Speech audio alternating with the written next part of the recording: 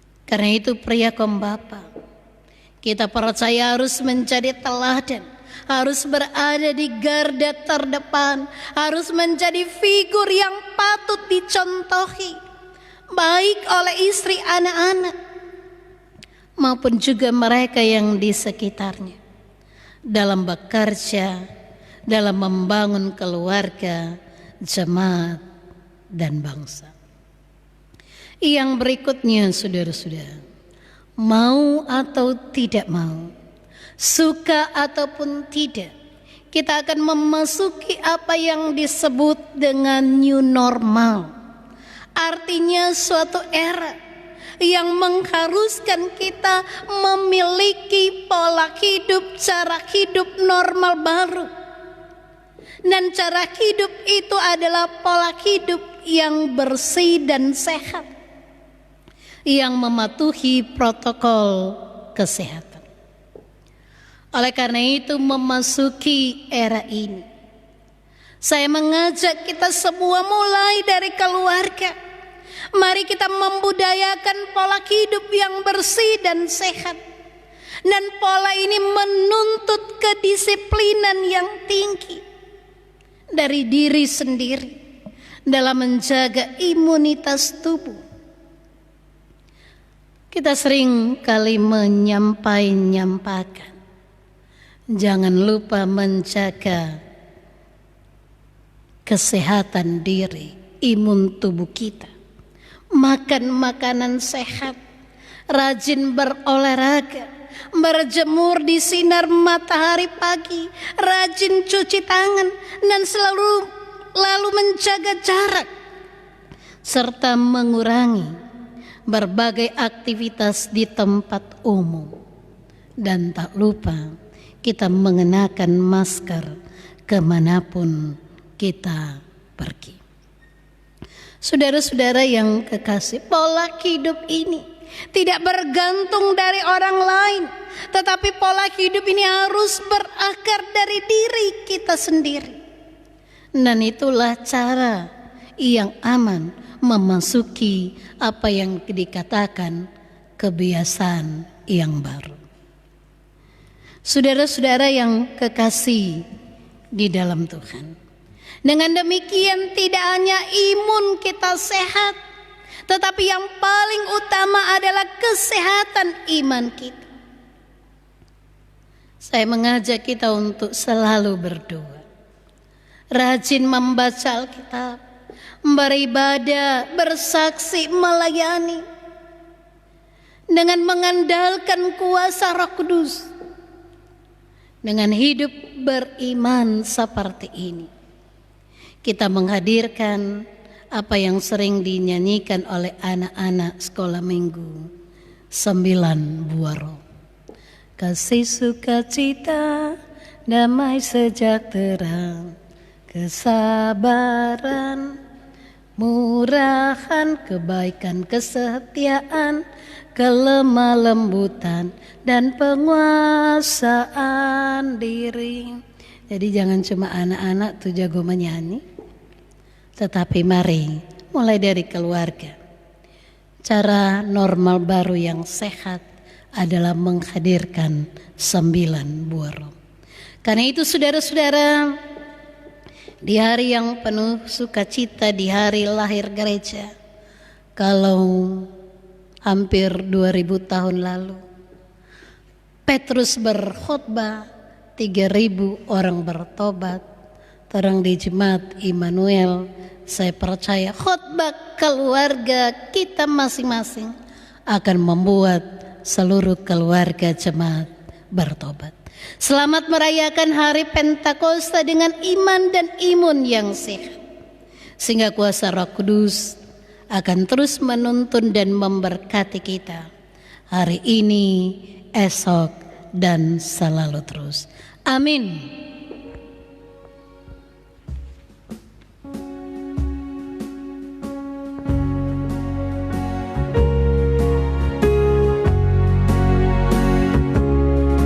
Sebarkan wartanya kepada manusia yang hidup berkesan.